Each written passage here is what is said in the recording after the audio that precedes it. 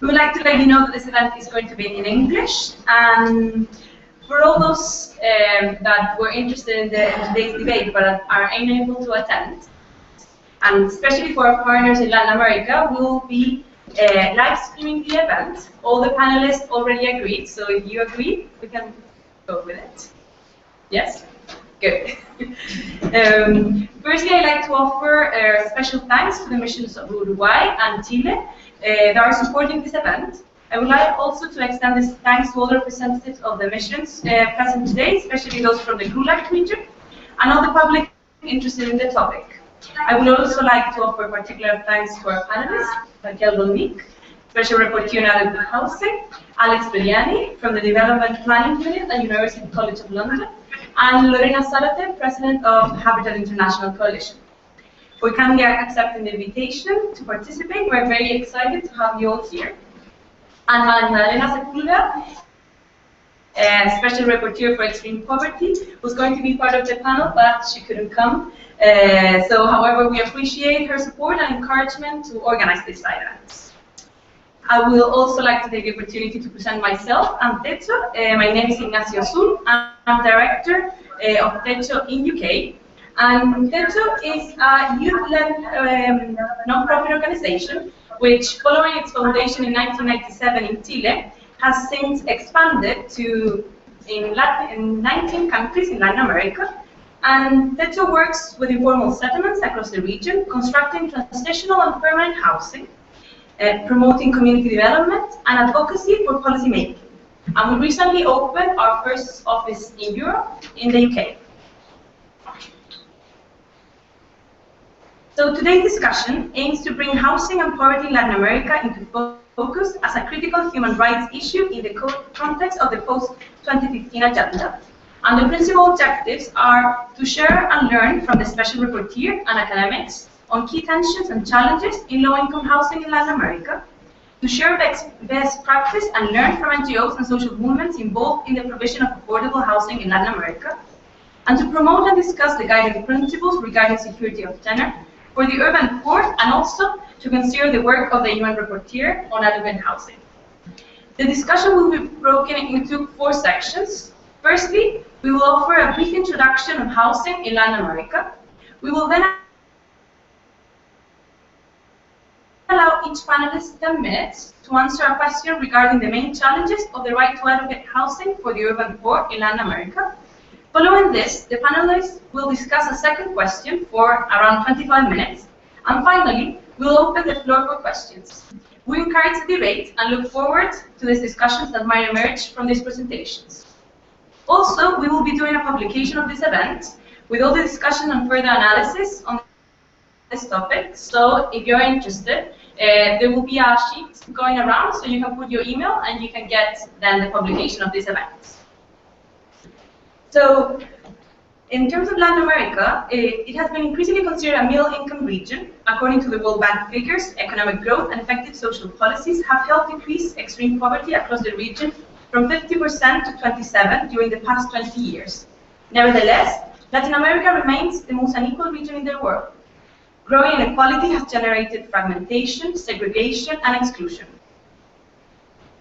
This is particularly true in an urban context. Latin American cities have become contested spaces, with urban inequality a consistent problem across the region. More than 110 million Latin Americans currently live in informal settlements, settlements which provide the principal mechanism for the urban poor not only to acquire a place to live, but to become part of the city. Yet, these same urban centers also provide an opportunity to tackle urban development issues which are of particular importance in Latin American context, a continent in which, according to the UN Habitat, more than 75% of the population lives in cities, making it the most urbanized developing region in the world. By 2030, this proportion is projected to have risen to 85%. Latin America is characterized by its diverse and innovative land and housing strategies. Historically, there have been 4 principal means by which the poor have accessed housing in the region. In the 60s and 70s, incremental housing solutions became visible and legitimized by the work of John Turner in Peru. Self-help, a process in which residents take control of the production of the housing, reducing the state's role, became a way to ensure the provision of housing. Although the World Bank's Site and Services Program was not entirely successful, it changed the idea of informality, recognizing the ability of the poor to build and develop their own housing solutions. In the 80s and 90s, the provision of housing for the urban poor in Latin America changed, with the private sector becoming a central part in the delivery of low-income housing. The best well-known case is Chile, with Fondo Solidario Vivienda, which is a large-scale direct subsidy program that has been significant across Latin America. Countries like Colombia, Costa Rica, and Ecuador have followed this model.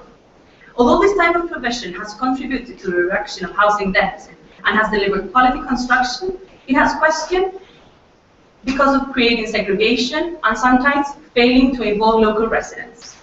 Other countries, like Mexico, have focused on housing finance systems. Subsidized interest rates have been implemented on mortgages so that privately constructed housing can be bought at lower prices.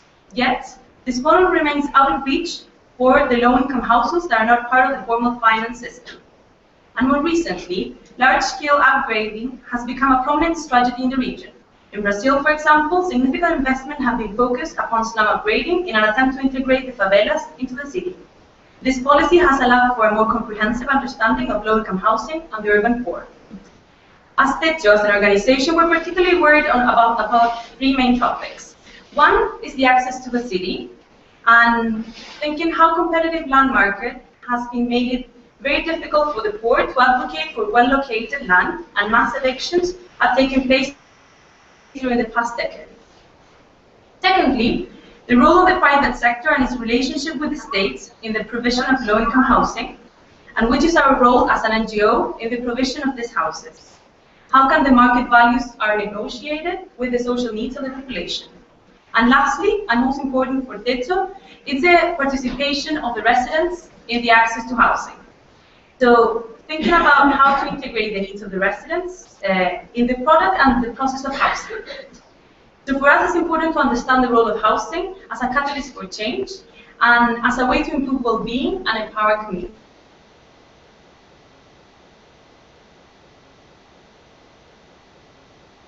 In the front of you, you will be able to see a sign when you have 5 minutes left and then when you have 1 minute left. So the first question that each of the panelists will respond is, according to your experience, what are the main challenges of the right to adequate housing for the urban poor in Latin America? And can you refer to experiences that shed light to these challenges? First, I would like to offer the floor to Raquel Rolnik. She's a volunteer in 2008. Raquel Rolnik is an architect and urban planner with urban land management. She has advised national and local governments in policy reforms and institutional development, as well as on planning and managing of housing and local development programs. Her mandate as special rapporteur ends in April of this year. Thank you very much. I will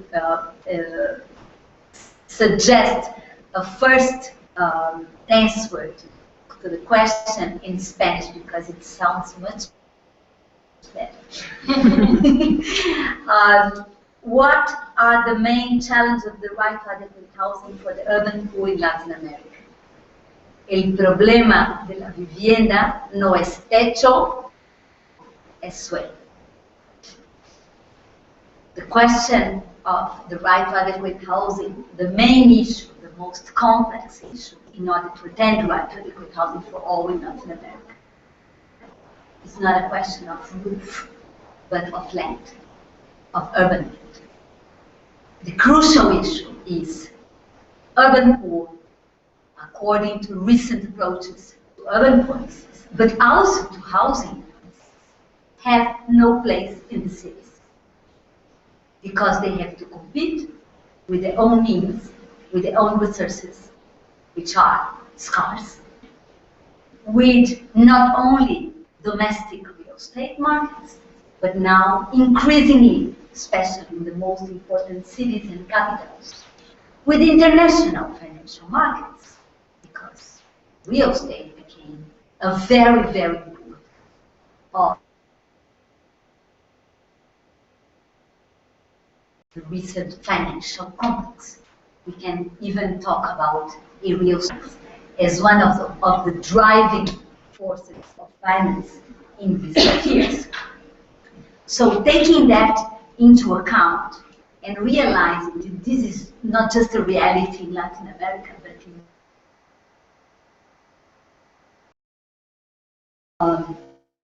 non-developed or developing emerging economies, I devoted my last 2 years on working on security of tenure for the urban poor, which means how to assure that the poor has a place in cities. And it's not any place. It's a place where, from which, and this is the concept of the right to adequate housing, the poor can access other human rights, right to education, to health, to economic opportunities, to jobs.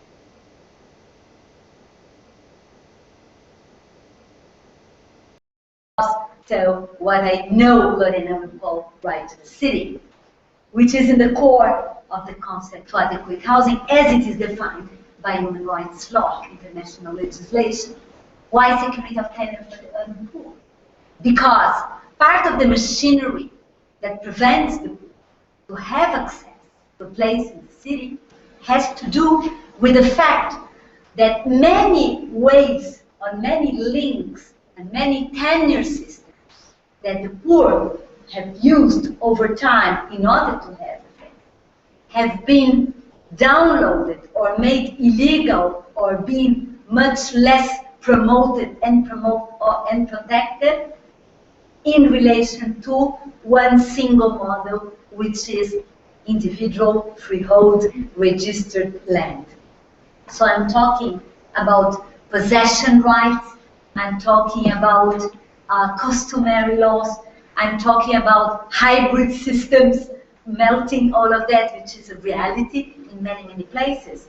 I'm talking about use rights. I'm talking about rental as one of the ways of having some access to housing.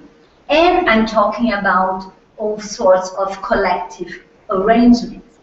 So the project I have done in the last 2 years was to develop guiding principles in order to strengthen the security of tenure of the urban poor, and the result is in this booklet that is there on the table. Please feel free to take them and present them to the Council, to the Human Rights Council on Monday. And briefly, because I don't have the time to present all them, the main messages there are to strengthen diverse tenure forms, which means to acknowledge, recognize, and be part of the machinery of the policy to include this diverse form of tenure forms, especially those from the poor, to improve security of tenure of the existing settlements, and there is a lot of suggestions on the type of instruments and policies that can be used to prioritize in situ solution, to promote the social function of property, which is essential in order to assure that it's not only the economic value of the property or the financial value of the property that must inform planning on the basis of tenure, especially the idea that because of some type of tenure, some people don't have access to infrastructure, to social security, promoting women's security of tenure, and also that should be done not only by the state, but also by business, including banks, including real estate companies. They must also respect, strengthening the security of tenure in development cooperation, empowering of urban poor, and holding states accountable. This has to do, resonates with the idea of the participation of the residents, and finally, to ensure access to justice. I think this I propose as a roadmap and also as a toolbox in order to change this paradigm and face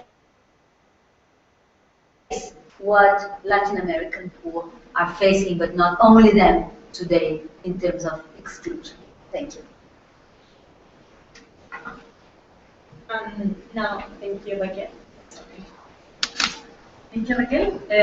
Now, our second panelist, Alexander Podiani, from the University of College of London. He's a lecturer in community-led development in the Global South at the Development Planning Unit, where he also co-directs the Master Program in Social Development Practice. His research examines strategies for informal settlement upgrading and has been involved in consultancy and engagement projects with community-based organizations, NGOs, as well as development agents.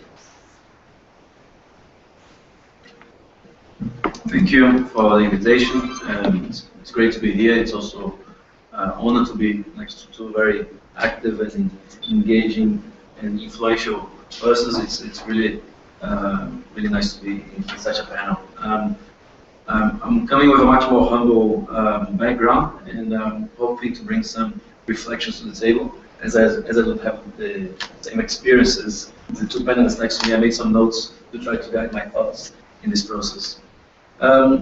We know that large-scale mass housing intervention seems to be the preferred, dominant approach to housing provision in Latin America.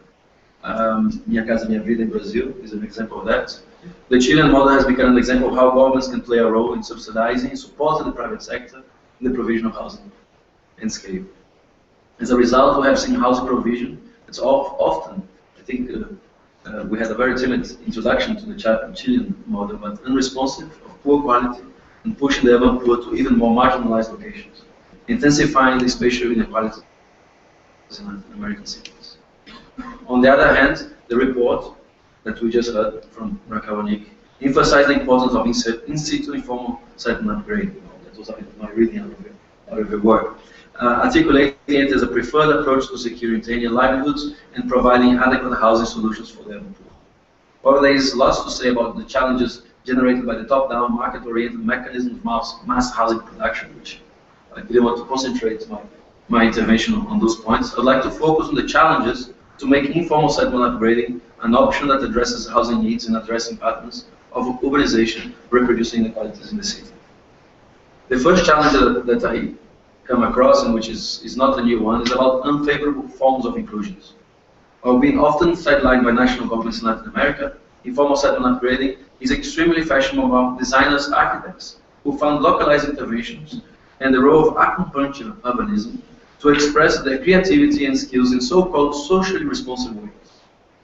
We have seen publications such as Design Like Give a Damn, Architecture for the Other 99%, as examples of this emerging field of social architecture, bringing to the forefront the importance to act locally, build on local resources and potentials, and build connections that activates inclusion and unleashing opportunities for those so-called and labeled excluded. These practices often involve the partnership of local municipalities, architectural firms, as well as prominent international academic studios. Maybe some partnerships in the city of São Paulo might come to mind, raising the visibility of designs. Outputs are often targeting interventions on public spaces, infrastructure, as well as tenure regularization. The challenge for such initiatives is not a new one. How do they manage to retain the benefits of such interventions to the most marginalized and vulnerable populations? The discourse of integration has the danger of including marginalized groups in unfavorable market conditions, which could potentially lead to market-led evictions, where people cannot afford anymore living in their upgraded neighborhoods. As articulated in the report, zoning techniques advocating for the designation of areas for special economic and social interest are useful tools to try to manage market forces. However, it has been often used as a first stage towards integration and individual property titles. In the best case scenarios, they build local capacities to negotiate market forces, but not necessarily challenging them. Therefore, such focus on local design responses and building local capacities without addressing structural conditions are often leaving unchallenged the underlying causes of inequalities in cities. It became crucial to think about how we can move informal settlement beyond palliative approaches, beyond painkillers for the condition affecting our cities today. The second challenge that I see is around this focus on consensus building. Meanwhile, we have also seen increasing visibility of social movements and grassroots initiatives trying to articulate the notion and the practice of upgrading more strategically and in scale. International alliances are extremely relevant and present in advocating for alternative mechanisms of working with communities and pursuing housing in a more collaborative and bottom-up format. The report, for example, advocates for participatory forms of engagement with community groups through mapping and design of any alternative. One of the many challenges within such struggles is how we define the work with communities. On the one hand, community-led processes entail generating consensus, collective intent, and sustaining action. However, such focus often finds difficulties to recognize the diversity amongst groups, running the threat of homogenizing needs and aspirations. Meanwhile, informal settlement efforts focused on the diversity have often been criticized by treating differences from an essentialist perspective, creating initiatives that target people from certain labeled vulnerable identities, rather than challenging the relations causing exploitation. As a result, such practices run the risk of fragmenting communities and weakening social mobilizations, rather than achieving its desired empowerment outcome. The key question that emerges is how to build solidarity within difference, and how to generate alliances that recognize multiple social identities. Not easy questions, but as a young member of this panel, I try to bring about these hard questions to the forefront. The report brings to the forefront some tenuous systems, saying that tenuous systems discriminate on the basis of sex, as it was mentioned before. However, we are also aware that exclusionary processes are a result of intersections of a series of social identities. It is also a question of age, ethnicity, religion, abilities, and class. Within such a complex set of relations, where rights for tenuous systems are contested, it becomes challenging, therefore, to find the balance between the particularism that fragments and the universalism that homogenizes. My third challenge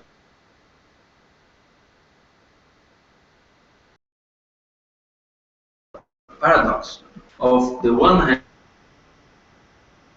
and being critical about the way cities are being governed, but at the same time conforming to existing planning structures due to the interest to generate concrete and immediate material benefits for the urban poor. On the one hand, such spatial welfare projects open up the opportunity for NGOs, such as TECHO, to support community groups, enhancing their capacity to deliver programs on the ground and build structures that would allow upgrading to challenge and address housing needs at scale. However, those projects are taking place in parallel to other market-led planning interventions that might be intensifying inequalities. Furthermore, spaces of participation in the city might be also under threat of reproducing asymmetries of power, not opening up avenues for really challenging underlying vision of the city. Those, as articulated by the report, through its emphasis on the concepts of empowerment and justice, it becomes fundamental to hold governments to account and challenge barriers faced by urban poor when assessing justice. In this context, the struggles for a more just city involve debates on distribution of resources, as you mentioned before, but also on procedures regulating entitlements of the urban poor, when you mentioned issues of planning in the report. But I think there is also something about the underlying vision of the city. What is the city that's being thought through? For whose interest? Recently, we have been an increasing debate about scenario planning initiatives, debating this wider vision of the city. However, mostly driven by private sector interests, building large-scale, large discourses of market-driven imaginaries of the city. Driving such processes, there has been the preoccupation of making cities competitive, efficient, rather than issues of inequalities and justice. The challenge here for social movements, community groups, NGOs, and practitioners engaging in informal settlement upgrading is how not to become considered as the social palliative actors within such wider trends, and more importantly, how to find avenues to influence such futuring practices in ways that challenge the values guiding urban governance. Just to conclude, I think that the concept of citizenship becomes crucial to this discussion. What happens when the system in place is including to exclusionary systems, when upgrading sustains marginalization? In this sense, it becomes crucial to critically engage with the dominant notion of citizenship and rights operating in such a context. Recently, the concept of insurgent citizenship, worked through by James Holston, where he did some interesting work in the case of São Paulo, has become more prominent and been used to articulate more clearly new forms of claim for rights and building more socially just visions of citizenship. From such perspective, the discussion and pursuit of rights is not just present within forums like this one, but also through the everyday practices of resistance engaged by social movements and organized groups contesting the unequal distribution of resources and opportunities, as well as the imaginaries about the city, citizenship, and the idea of transformation. Well, I hope interesting discussion. Thank you.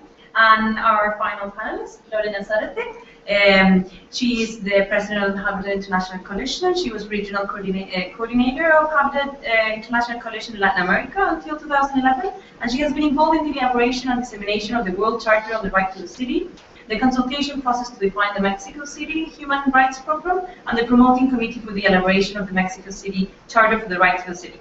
She has published books, articles in Latin America, North America, and Europe on issues related to housing rights, social production and management of habitat, and the right to the city.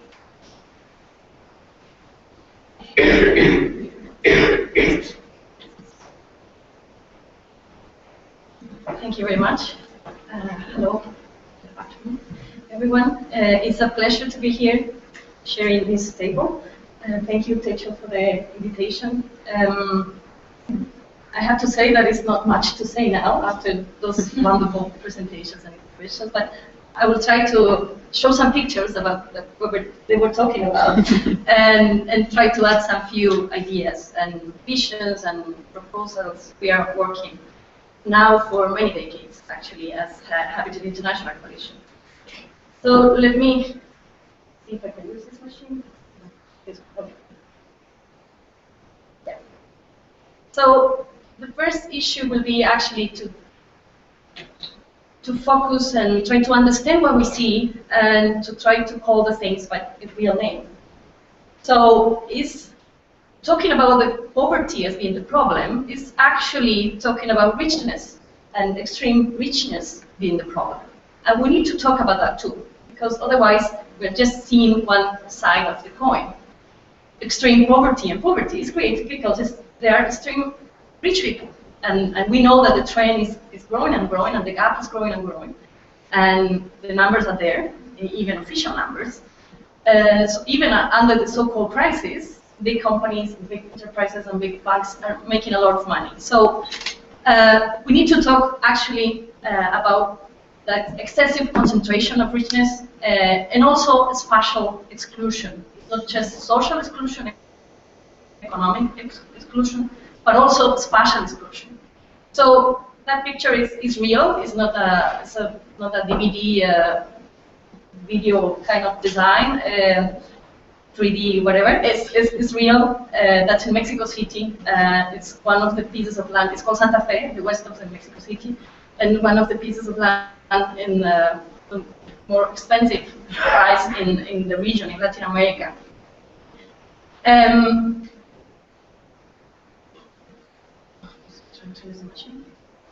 So we are talking about contrast. We are talking about that human habitat defined the urban divide. And to understand that, we actually focus on naming the things in a different way. We'll talk about that in 2 seconds. But we don't like the negative labels put to the efforts of the people. So usually we use terms as slums, informal settlements, favelas, etc., etc., etc. They're considered like irregular, marginal, even illegal, and then criminalized. So people pushing out to the border of society in economic terms, in spatial terms, but also in legal terms. So eventually they can be, put into jail. And actually, there have been some important laws criminalizing the efforts of the people to access land, and as Raquel mentioned, access to land, access a place to live in the city is actually the possibility to be part of the city. And that's related to with citizenship, and that's crucial, and I'm going to talk about that also in a second. I don't have time, and you know the history of the urbanization in Latin America. Actually, you explained it very well in just a few sentences. But we can say that was strongly related, the urbanization process in Latin America, with the democratization process also of the society and the cities. And this is very important to keep in mind. We're talking about a huge issue and a huge reality for Latin American people. It's not just 1%, 2% of the population. We are talking about average 30% of the population, and in some cases more than that. The red dots you see there are more than 40% of the people in general. The dots are not related to cities, but in general to the countries there. And more than 40% of the people living in under those conditions. So it's a massive reality for many people in the region. And that situation, actually, we need to talk about that too, is growing in an alarming way in Africa now, in general terms, and in Asia. And the red dots in those regions will be more than 60% of the population living under those conditions. And then the second point, I have three, this is the second one, is that the housing that was mentioned before, especially by Alex, the housing policies and programs in the region, in place in the region, and not only in the region, in general, don't consider human rights approach. They're oriented by the market, led by the market, and the important issue here is the role of the state. I mean, not that the market is making money, the private business are making money, that's normal. But what is the role of the state? Or have been the role of the state in promoting that model and not actually fulfilling obligations and duties related to human rights, and especially housing rights and security of tenure in this case. So housing being considered as a commodity, that's a real picture too, coming from Mexico City. After 10 years of what was called a very successful housing policy, we now have in the country 5 million empty houses. Of course, it's a very complex issue. Not all those of houses are the new units, but a lot of them are. And you can imagine the problems people are facing, people living there, and people actually not being able to afford living there. But people don't want to live in under those conditions. Environmental problems, social problems, family problems, economic problems, etc., etc. And that actually was based also in the Chilean model, implemented in Mexico, in Brazil too, and in several other parts of the world, supported by the World Bank and several other international institutions. So basically, they focus on the deficit in building new houses. We know that also the crisis in Spain and other parts of the world with millions of empty houses all over. So that's a focus, not an integral approach. And insecurity of tenure, of course, you already mentioned, focusing only in private ownership, and that was really a disaster. And not only focusing on that, but also attacking other forms, not just not supporting other forms, but frontally attacking other forms, collective forms,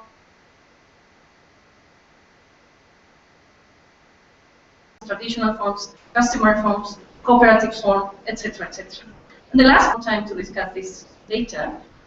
Well, I was mentioning before the question of the names, so we don't call that slums, informal settlements, etc., but social production of habitat based on Turner's approach, but not only Turner, but also our members, including Enrique Ortiz and others, that from the 60s, they were already talking about that and framing that processes under a different point of view. We don't have much time, but we can discuss that later.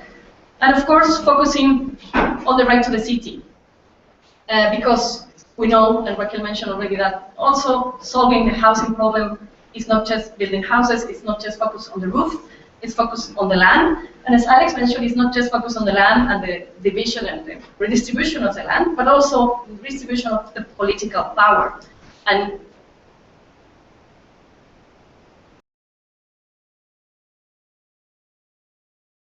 talking about what kind of democracy, what kind of citizenships are we building, and we did this image here because I'm sure I've already passed my time. For us, the right to the city has those 6 main components, and those components are included and are guiding the Mexico City Charter for the Right to the City, which is a quite detailed document explaining the different actions that can be taken by the state, but also by the private sector, academics, communities, social organizations, etc., to actually fulfill and realize the right to the city.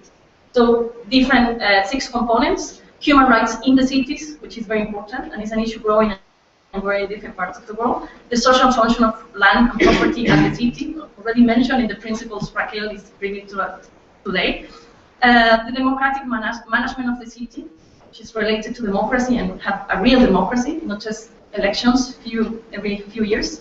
The right to produce the city, the social production of habitat, and the right to a productive habitat means strengthening the local economy, the social economy, the solidarity economy, and not just the market economy. The number 5 is very important too, the sustainable and responsible management of the commons, what we usually call natural resources, but we call that the commons, and that's crucial to actually fulfill the right to the city, not just thinking about the city as a political entity, but as a region, as an ecological region, etc., and related with towns. And finally, what we call the democratic enjoyment of the city, which is related to public spaces and the defense and manage of the collective way of the public spaces and defending public spaces, especially from privatization. It's been a reality for many years now, not only in the south, but also in the north. So that for us is the right to the city. Of course, we can talk a lot more about that, but I think it's important to start discussing these kind of issues at the international level. We have several instruments already dealing with the right to the city, but not actually the formal international instruments recognized like that. So we think it's an important contribution. It's not just from HIC, it's not just from us, of course. There's a lot of people working on that, but we are taking this very seriously, and for us it's a long-term project proposal. Thank you very much. Thank you very much, Lorena. With that, I think that you gave a very good introduction to our second part of the event and last.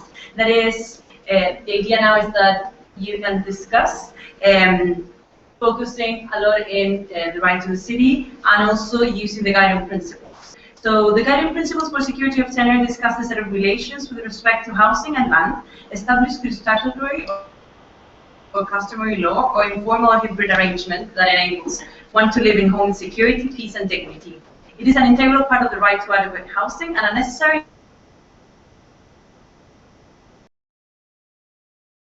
in this sense, and taking into account the challenges that you already mentioned, ingredient for the enjoyment of many other civil, cultural, economic, political and social rights. To what extent do you think housing policies with a human rights perspective, such as the ones promoted by the guiding principle of security of land tenure, may or may not influence policies at the regional, national and local level in Latin America? And in your perspective, what elements are already in place to do this and what should be developed? So now you have like 25 minutes to discuss between yourselves. Let me just start by saying that we are talking about, when we talk about land, we are talking about political economy. That's what we are talking about. We are talking about power relations. And this is absolutely central and crucial in order to understand what type of challenges and what type of obstacles we have in order to implement a security of tenure for the urban poor. But what I can say, observing the international scene, is that in recent years, we are observing in various parts of the world new movements, new social movements taking up the streets and claiming basically the right of the city. I think we can interpret that in this way. Movements as diverse as tax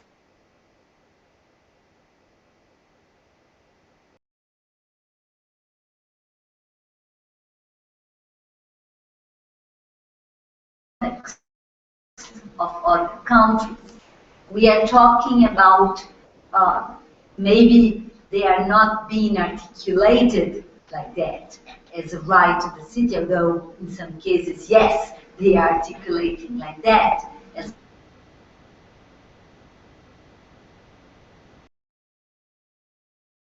city movement. Why I am talking about that? Because if it's a question of power relations, if it's a question of political relations, and if you see the process, the Latin American process of democratization in the recent years, you can clearly see that the movement for democratization, which is very important, and the idea of inclusion that was brought into different governments, into different, in the recent decades, had shown I would say, a limit.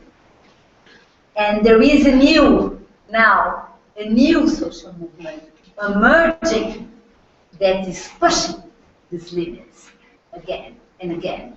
I'm talking about, of course, not the same thing in all Latin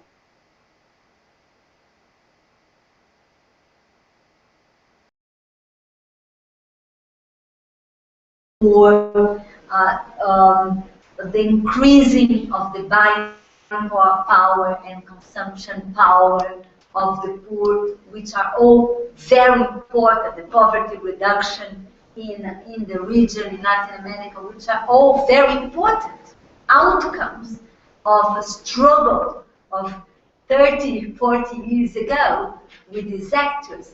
But then what people are claiming on the streets now are exactly the commons, are exactly the public dimension of life. Inclusion is not just the opportunity to buy a car or a house or more food.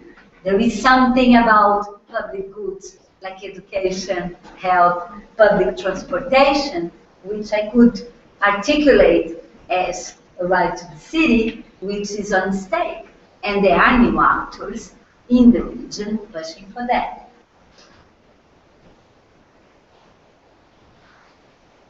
I think on my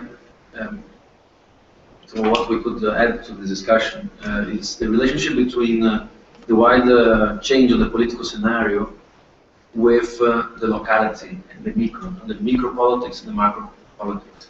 And I think to some extent we have been very successful in generating precedents. I mean, we can talk about precedents. I'm sure all of you will have very nice stories of precedents that have dealt with the issues of diversity, with the issues of justice in localities. But I think what has been the biggest challenge is about dealing with the multiplier effect. How do we multiply from localities, small-scale interventions that have been very successful in dealing with some of those issues, to something that is actually multiplies. And I think, as Raquel was saying, we are in a moment that potentially there could be that kind of wave, or that kind of energy happening, that if we are linking the experiences of the past without forgetting what has happened in terms of the years of struggles and the years of experiences that has been happening, connecting that with the existing movements that's happening today, there is a potentiality of synergizing those experiences with real potential for change. I think the danger comes when I've been hearing recently social movements, the new social movements, talking as if they're a tabula rasa of experiences. No, this is a total new ballgame, where in reality we have very rich experiences. And the housing movement, for example, in the city areas of São Paulo, the many protestations historically that has been happening in the city of São Paulo demonstrate huge amount of lessons. Of course, a lot of challenges. And recently we had programs of regeneration, such as Nova Luz program that has been bringing new dimensions to those challenges. But we have a rich amount of social movements proactively engaging the occupation of buildings in the inner city areas, redefining citizenship, redefining the notion of inclusion, redefining what is that should be in a well-located inner city area of a globalized city like São Paulo. You know, those are incredible challenges that actually generate lessons for all of us, including when we're talking about London, when we're talking about the evictions that have been taking place close to the train station in Houston, when they're trying to build the new high-speed train, and the threats that's happening to people's livelihoods from that. We're talking about Carpenter Estate, the estate just next to the Olympic site that has been, again, also under huge threat of evictions, and we're seeing groups getting together to learn from those experiences of social movements, trying to reclaim inner city areas in the south, drawing from those experiences and trying to react to what's happening in the north. because a lot of those regeneration or renewal agendas is actually mirroring a lot of the problems that's happening in democracy in the north. So I think not forgetting about those lessons, utilizing the momentum, the energy to actually activate this multiplying effect, which is, I think, it's what the real potentials in today's kind of scenario. Thank you very much. It's a huge question, actually, two questions. But I would like to stress this relationship between human rights and democracy. I mean, is applying, fulfilling, respecting, defending human rights, both for civil society, but for the states, are not options. It's a must. It's a must. It's not that if we have political will, then we'll do it. No, it's a must. And not just because we have some treaties and we have some documents and we have some international things to follow, but because it's a moral imperative, it's an ethical imperative. And also in terms of the political implications of that. And Raquel just mentioned two very good examples. What is at stake is democracy, and it's the possibility of have democratic societies. And this is especially crucial for the West, always putting itself as the model of democratic societies. Well, actually, these issues and these conflicts on the streets, always on the streets and in the public space, usually in plazas, in parks, in open space, and that's not a coincidence. And we could track that several years ago, but just to mention the mothers of the Plaza de Mayo in Argentina, fighting against the dictatorship, but many other examples all over the world, is still present, and that's not a coincidence. So claiming the city, claiming to be part of the decision-making process, claiming to be part of that democracy, or claiming actually another kind of democracy. And that kind of democracy will only be possible if we are really fulfilling, respecting, protecting the human rights integral. And human rights, not just a sectorial approach, and this is very important too, not just different themes of different groups of the population. We need a much more integral and complex approach. We usually talk about indivisibility, interrelationship, etc., amongst different human rights. But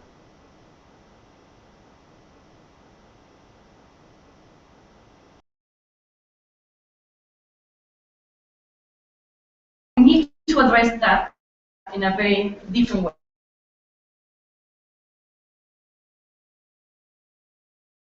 And that's why we are proposing this approach of the right to the city. And the social function being a key component of those 6 components, and both for security of tenure, then for right to adequate housing, but also for the right to the city. A very key component that can mobilize different things. And just to finish, of course, this is not going to happen, this implementation and this translation of the human rights approach into policy and programs. It's not going to happen just like that, and just by the will of the government or authorities in turn. It's going to happen because of the social pressure and the social mobilization. And we know that, and that's why we are working in this, and that's why people are on the streets. And so a huge challenge for us, actually being a more so-called traditional social organization, civil society organization, network, platform, is actually how to connect with those new emerging movements on the streets.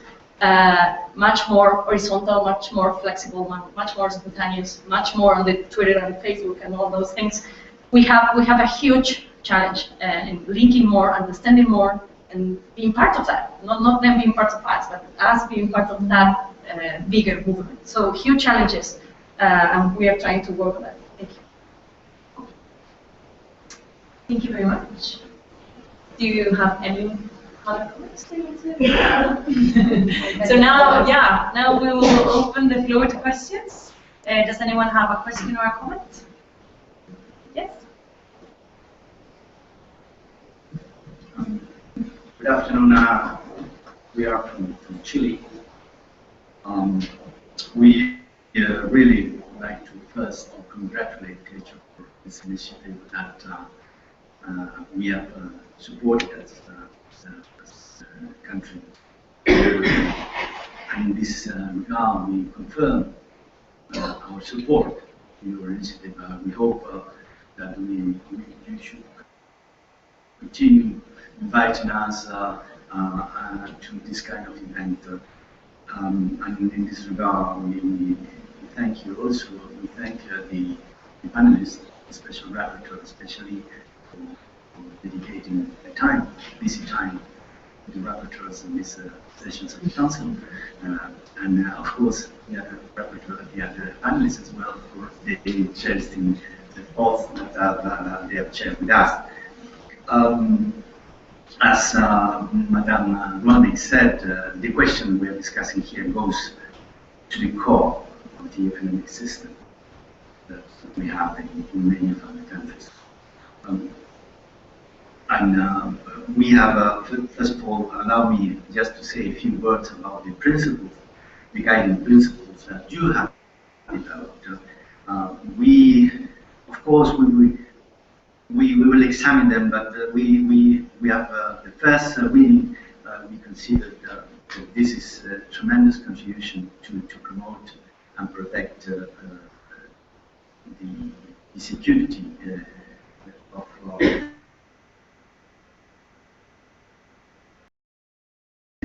that, so that people could use their home dignified, peaceful,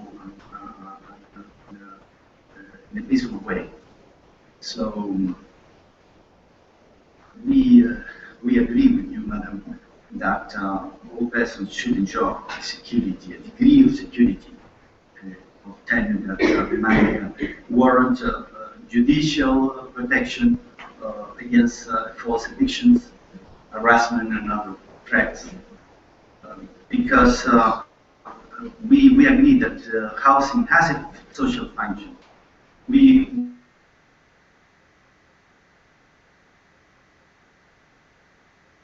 believe that perhaps, or this is a personal opinion, that maybe we could refer to the right of housing in the sense that allows people to have access to enjoy other rights. Now let me say a few words about the way we have Chile. We have faced poverty and poverty eradication. Chile's social policy has been centered on eradicating poverty and extreme poverty with a view to developing basic skills that enable people to live life with dignity. At the same time, the government has prioritized the strengthening not only of the individual, but also the family as a group to be protected, since this leads to greater efficiency of implemented public policies. Our social policies have a comprehensive focus that includes people in situations of extreme vulnerability. The latter are provided with tools that empower them to achieve sustainable development over time. Social inclusion is being addressed through a multidisciplinary approach, focus on development of the family, of women, of persons with disabilities, seniors at risk, and other vulnerable groups. In the context of the strengthening of these groups, housing as a cross-cutting element in our common priority is a particularly relevant issue in our policies. But of course, I see that the Chilean model is not very popular today, but allow me just to say a few words. It's not that we are, but I think that there are some characteristics that should be interesting to hear. At present, our emphasis on the quality of dwellings and of the neighborhoods in which they are located as a core element of living conditions. In recent years, along with the increase of the average size of the social houses, the quality of housing and neighborhoods has been substantially improved, incorporating more green areas, community buildings, libraries, playgrounds, and sport facilities. And the Ministry of Housing and Urban Development has defined its urban policy for social integration on the basis of a strategic vision in which the trilogy housing, neighborhood, city is conceived as an indissoluble continuum, and it is basic for the social integration. So in this regard, I think we joined a little bit some of the concepts that were evocated by Mrs. Sarate. The government's housing policy is aimed at a drastic reduction of the persistent deficit, especially among the poorest 40% of the population, with a special emphasis on quality and social integration. For this purpose, the three basic components of the Chilean housing policy are savings, state subsidies, and demand and mortgage credits. The balance between them varies according to the target groups addressed to the policy. The major change introducing the current housing policy, specifically with respect to the poorest sectors, is the elimination of the credit part, based on the assumption that families have limited on zero capacity.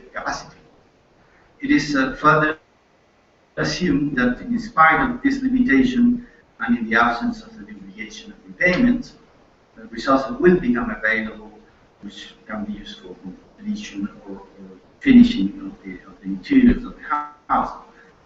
The concept is called, as it was mentioned by Ignacio, the concept is called dynamic social housing without debt, and is applicable to dwellings delivered through this housing solidarity fund. The financial structures, I'm very sorry, I don't know much of the details, but it involves a percentage of savings plus a direct subsidy, which provide funding for the purchase of plots, urbanization and construction purposes.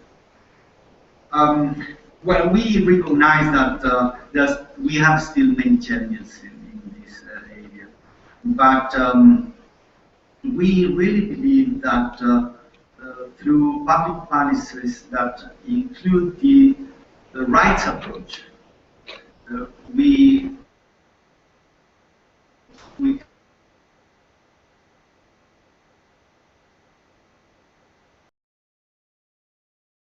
can make further progress. The new government that just was laid, she has emphasized that to put an emphasis on human rights approach to all public policies. But this is not new, because she had already in her mandate introduced part of this human rights approach, probably not to the housing sector, but probably to other social policies.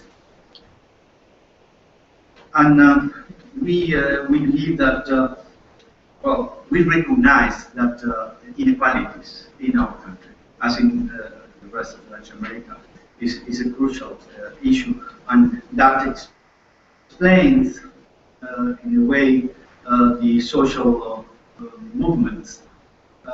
But I would say that, along with what Madam Roni said, I think that what also explains the movement is that we have made progress in Chile.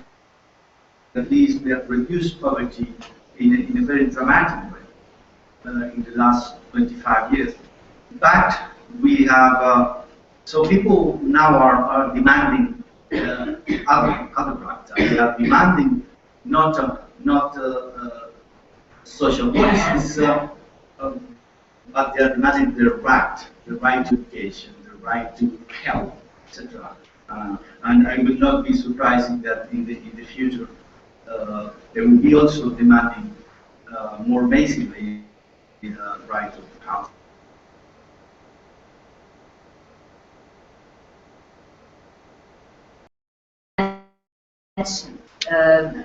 I think that, first of all, I think it's very important to understand that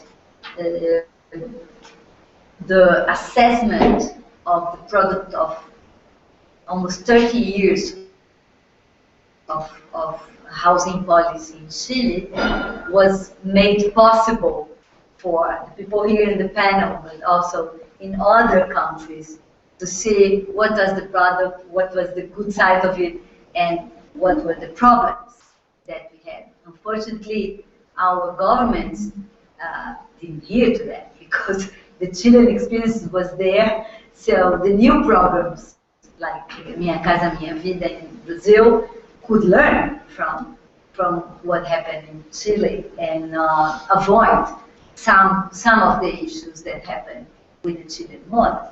So I think this is very important because Chile was the first country in Latin America to promote massive production of housing and to subsidize housing for the urban poor. It was the first. And then there was many years of implementation of this program that made possible an assessment of what went well, what went wrong, and what was the problem. And I dare to say that one of the key aspects that have to do with the problems with this massive production of housing in Chile have to do not only with the housing policy per se or the financial schemes per se, but with the land policy and the urban planning. So it's very important to say that together with the resources that were mobilized in order to promote massive production of housing and the credit associated to that, was a total liberalization of urban land. Complete. Together with the process of privatization of public services. So this made the cocktail that created very segregated and non-city places for the poor. So it was not just a question of housing policy, but it's a question of urban policy, of planning policy, and also an approach towards public services that was adopted in Chile as the model to be followed everywhere. And now I recognize, and it's not just recently, we are talking now about years in Chile of reviewing it and retaking it. And I think this is very important, what is going on, because, I mean, there were two big models, the wild privatization and the Chilean model. And then the outcomes we have seen. So I agree completely with you that we have social movements today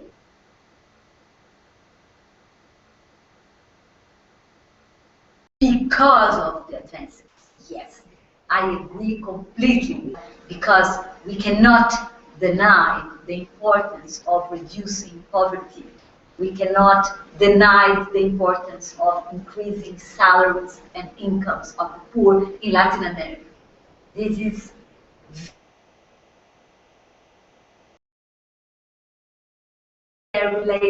very important in the historical perspective, to inequality, concentration of income, wealth, and power. There is something related to the public dimension of life, public services, role of the state, which has not been reformed in the recent years, despite the very important reforms that took place. And I think what we have now, the movements on the streets, are saying that. We are talking about that, and it's a challenge for the future. But even in the case of housing policies and urban policies, Latin America is a place where a lot has been tried and experienced in terms of regulating land, introducing instruments in different countries, in different moments. But as Alex has mentioned, this has been completely charge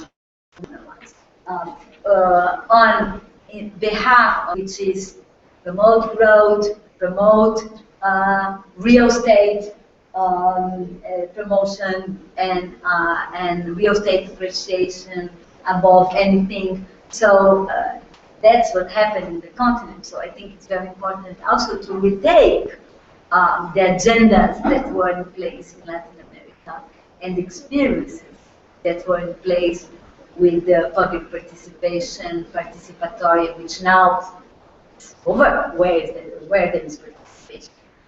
No, the past, not the present. So, but those things were real; they happened. So it's very important, and I agree with Alex to retake that in a broader scale.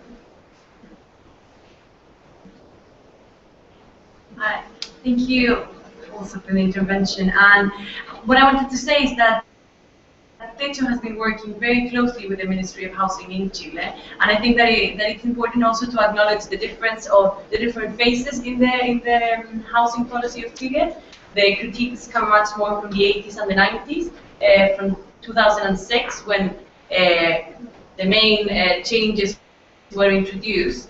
That I'm thinking about how land is so important. One of the subsidies for well-located land where it was introduced, and that made a huge difference because before all the projects were built in the periphery of the city, and this allowed actually that the projects would be built in very well-located places in the city. And also, it gave much more emphasis on the organization of the community, on the participation on the whole process. So TECHO builds houses with the money of the housing policy, and that has allowed TECHO to provide solutions for the families living in informal settlements that actually can apply collectively. So the families in the settlements are part of the process of their housing from the beginning until they get their houses. So we as TECHO have been working quite closely in this recent years. Anyone else has any comment, question?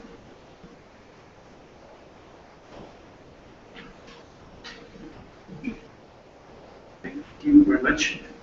I am Patricio from the Permanent Division of UI. I wanted to express that our support to this event that we sponsored with much pleasure. Having said that, we are very interested in these presentations and you have provided. And particularly, I was interested and I promised that we are going to do our homework regarding the human rights perspective of this access to the right to housing. I think that in some way there has been a lack of a cross-cutting view taking into account human rights. Particularly, I'm referring to non-discrimination and participation.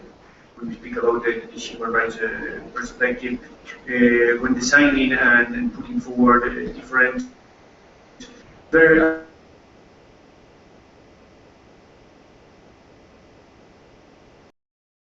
wide range of different policies of housing that has been described here along many that yes, we have to try to facilitate these different channels, as Ignacia has just said, regarding the participation of the interested of all stakeholders, but particularly people who perhaps live in, and there is a policy targeted perhaps to relocate that families or to, to urbanize this area, but to have the opinion of all stakeholders from the very beginning. For example, in Uruguay we had a bad experience. Perhaps the special rapporteur knows it in the 90s. They were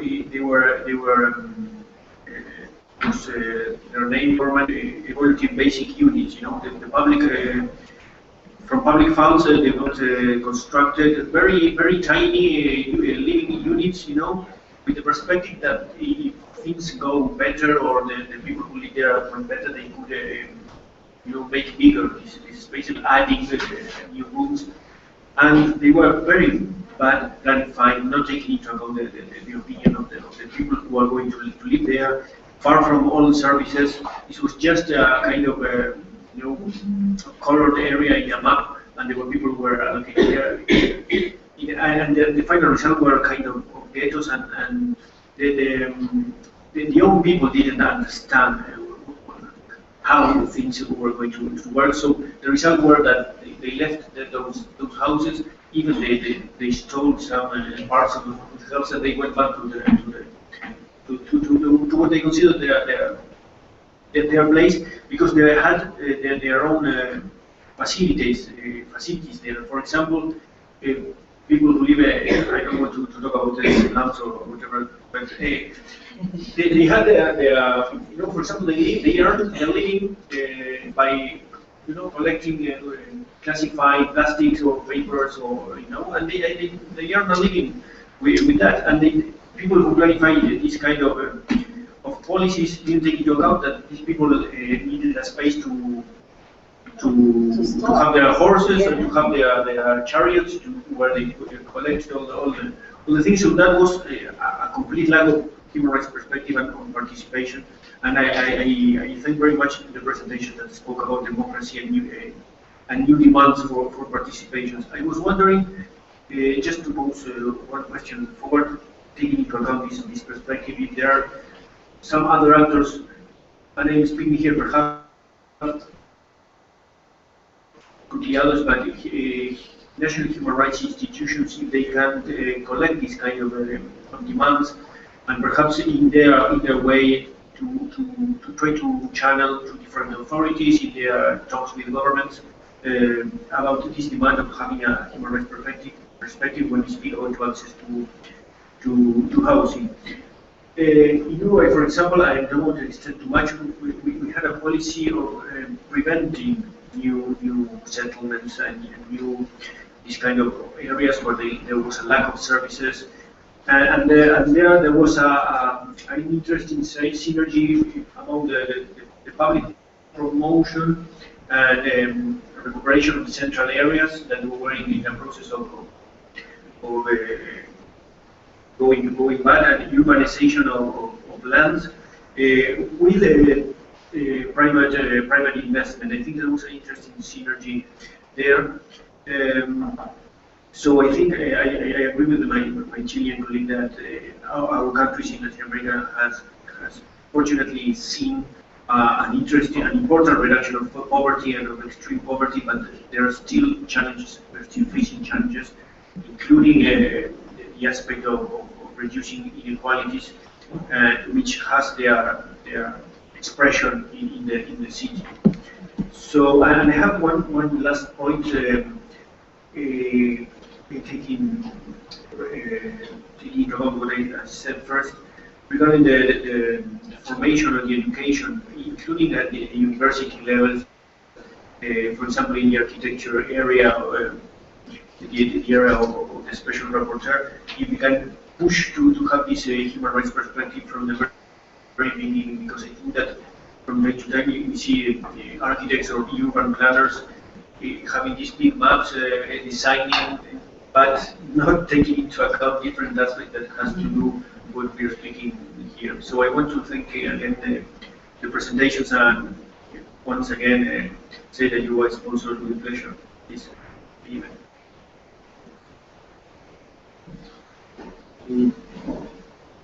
Well, thank you for the intervention, and maybe not necessarily to respond, but continue the conversation. And I'd like to also maybe have some comments on the previous discussions. I think one of the very important discussions here that we need to talk is about risk. Who is absorbing the risk in the process of housing production? And I think from my experience in terms of Uruguay, you have very interesting examples in terms of cooperatives, movements in housing provision, that I think it's a fabulous initiative that I think should be looked at in more detail, and as examples that we can look at. In Ecuador, I know there has been spill-off of that, have Solidaridad as a very interesting example, trying to bridge the lessons from Uruguay and take that to Ecuador with their own difficulties and challenges, but I think it's the kind of challenge that is is interesting to be talking about. Now, the challenges of how do you keep the members of the cooperatives actually think of cooperatives as a long-term plan of actually building solidarity, not necessarily as an instrumental to building individual tenure rights. So there is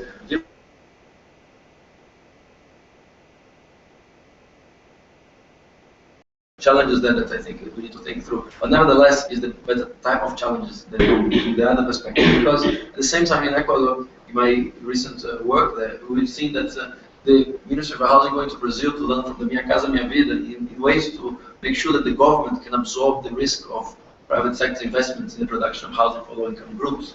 So that the risk is within the government.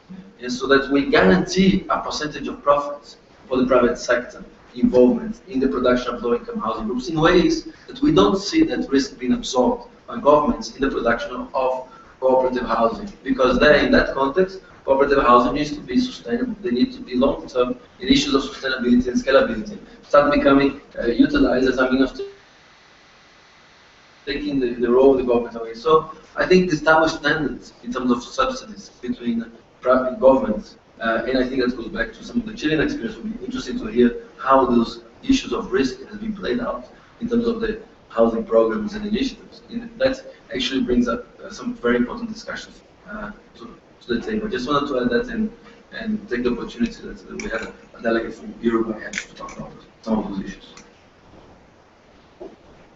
Thank you very much. Yeah, we need more hours to listen. More days, more weeks.